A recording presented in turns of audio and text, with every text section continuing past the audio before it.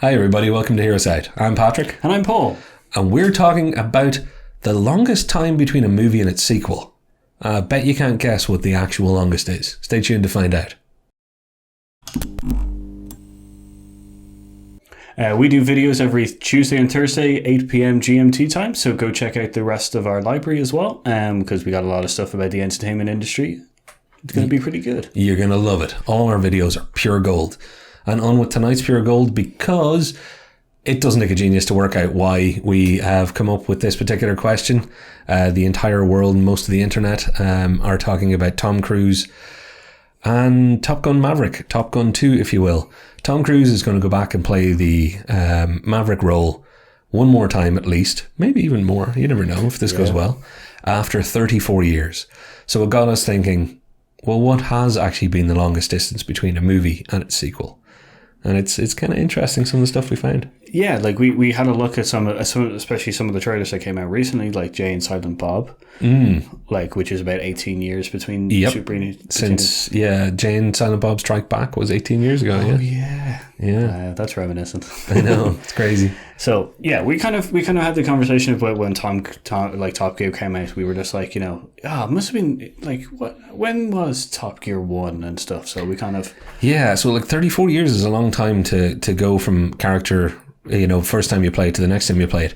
But weirdly also, because that all came out at Comic-Con, something else that was there was Linda Hamilton is coming back as, and we've talked about this before in a video here, she's coming back as Sarah Connor. So it's not necessarily a long distance between sequels, but it's a long distance between her coming back to portray what is one of the great kick-ass characters of all time. Yeah, like it's an interesting kind of one, especially since we've had like a few of the other Terminators in the thing, and she's coming back for Terminator 3. And it's 28 years from Terminator 2 to what will now be the follow-up to Terminator 2, even though it's Terminator 6. I'm so out of tune with what number film they're on in their sequence. It's only 3 to me. But yeah, so you know what? That's the best way of putting it. I think the easiest way to look at all this as well is, this is just a thing that's happening now because it's, people are getting into nostalgia. No, this has been happening, all over the place. When we started researching this, the amount of movies that you haven't realized, it's been 50 plus years. The reigning champ, a lot of people would say, is Bambi. So I'm just checking my notes, 63 years from the original Bambi to Bambi 2. Yeah. But we're not counting it. Why not, Patrick? Because Bambi 2 was released in Argentina in the cinema, I think, and everywhere else it was released on DVD or VHS. Yeah, so we're discounting if it wasn't released in the cinema and it was a straight to DVD thing, which also covers a couple of the other animations, like Peter Pan, Lady and the Tramp, Cinderella, Fantasia 2000, which was a special musical reimagining. It shouldn't even be called a sequel. Like they're all, what are they all? They're like about 40 to 50 years. 40, 50 years, all those things. So that's a long time. But to be fair, they're animated, so yeah.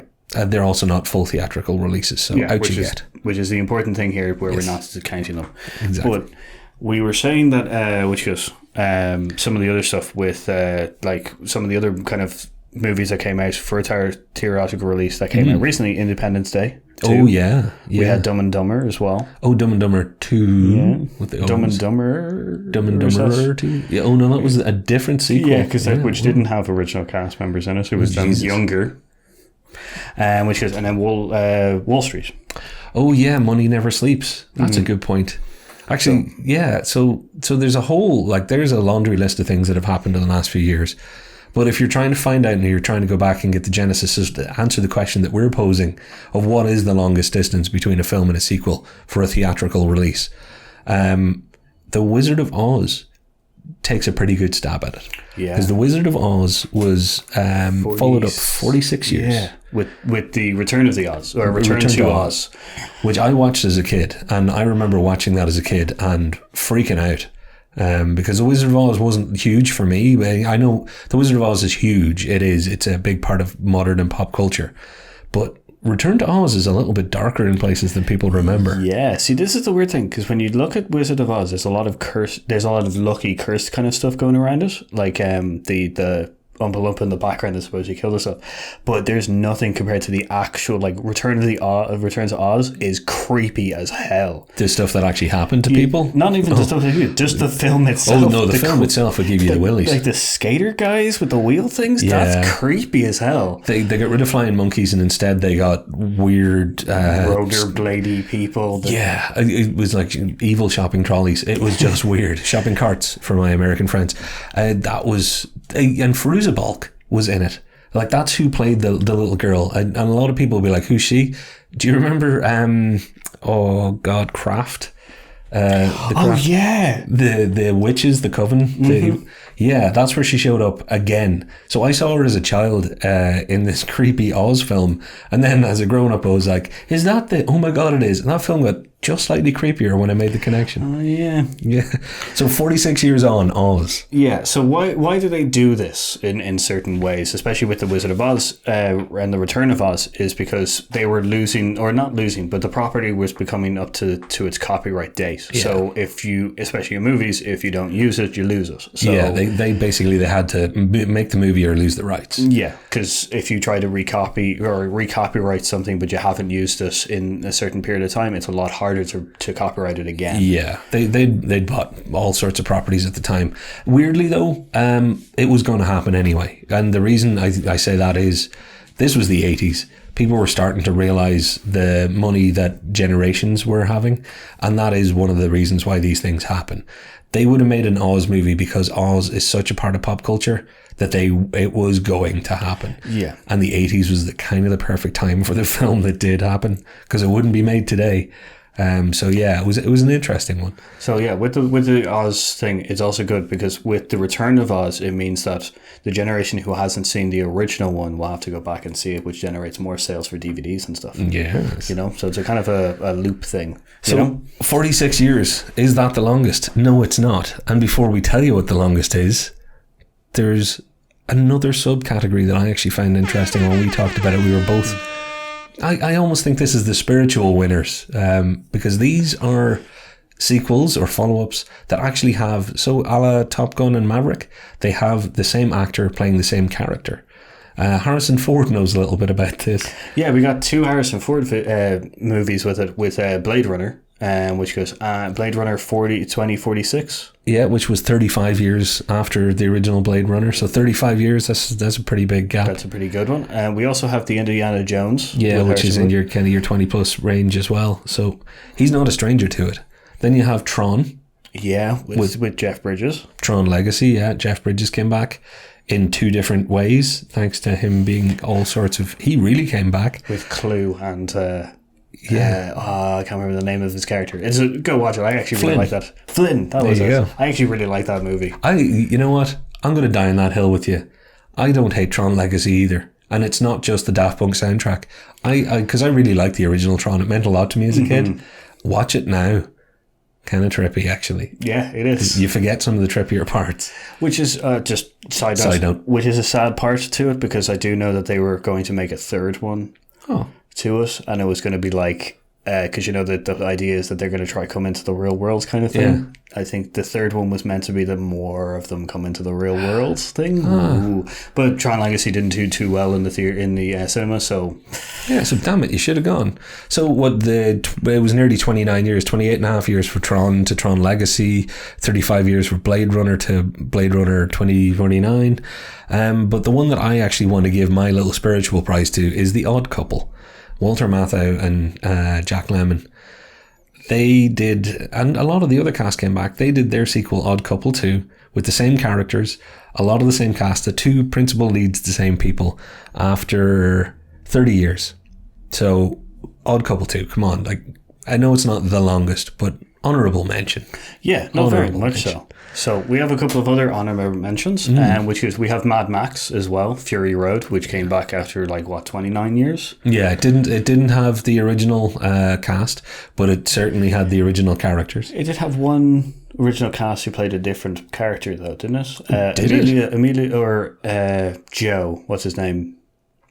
The main bad guy kind of character, Mason Jones. He was in one of the other Mad Max. I didn't know that. I can't remember which one. I want to say Road Warrior. Maybe. Well, see, this is why I love doing a podcast with him, because there you go. I did not know that. That's cool. I'm going to be looking into that one. I feel like he's the biker. You know, at the start of Mad Max Road Warrior. That would be great. So that would be great. Actually, yeah, there we go. Something to look up. Don't quote me on that character, but I do know he's in it. There's going to be one before we reveal the big winner. There's one that everybody's shouting at the screen, and that is Star Wars, from Return of the Jedi to Phantom Menace, which is episode 3 back to episode 1. So nobody get into the distance between episodes. 4. Episode 1 to episode 4. Episode. It's episode. Is it episode 6 to episode 1? See, feck it. Anyway, this is where we're getting confused, because we also know that someone out there is going to be like, yeah. We just know one of you is going to get all Poindextery about it and be like, well, actually, technically, this is a prequel to a sequel to a thing, because it's actually 45 million years between the first and the last. Anyway, from 83 when Jedi did it to 99 when the second and far inferior trilogy started with Phantom Menace. That's only, 16 years? 16 years. About 16 years. So a lot of people are shouting, well, surely that's the longest. Not even in the ballpark. Like, we've been talking about, 30 and 40 years here. So if we've been talking about 30 and 40 years, the overall winner at 54 days, or 54 years and 120 days. Drum roll, please. Insert sound effect here, is Mary Poppins.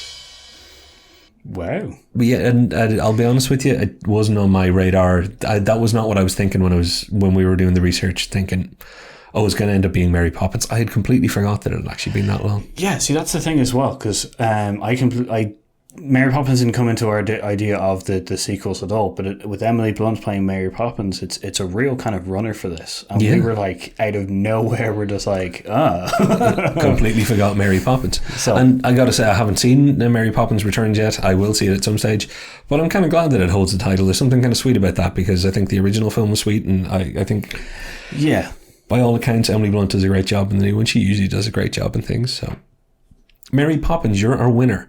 But I think realistically, to round this one out, why do these things happen? We've touched on it that, there's sometimes you have to make the film so you don't lose the rights.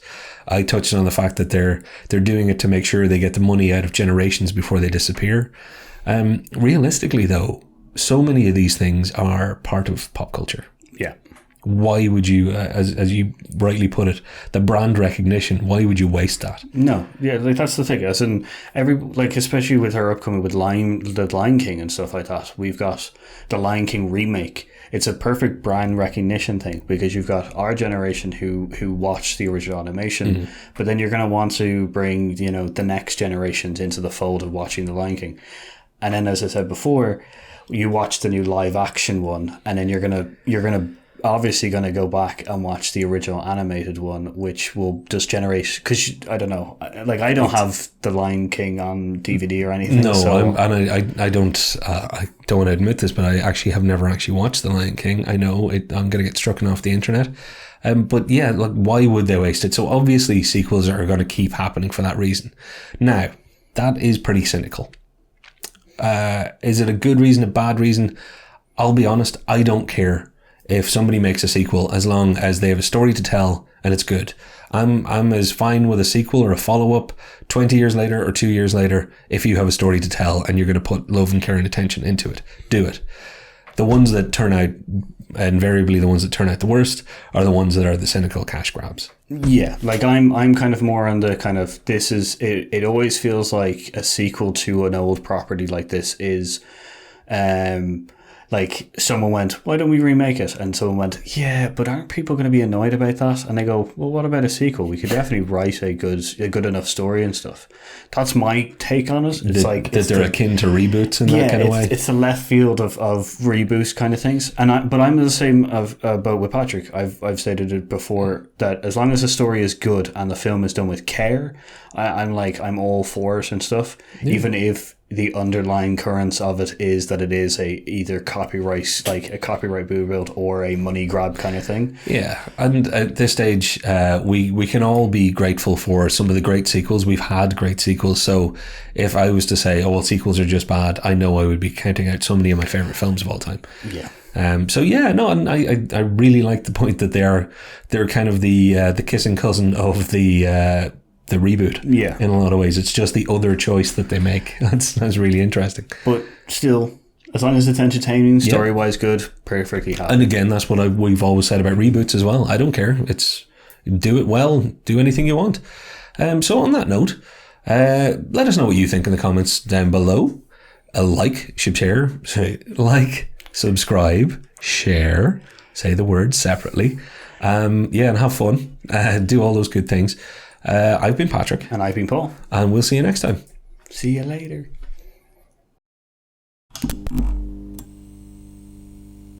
We've been Hear Us Out. See you next time.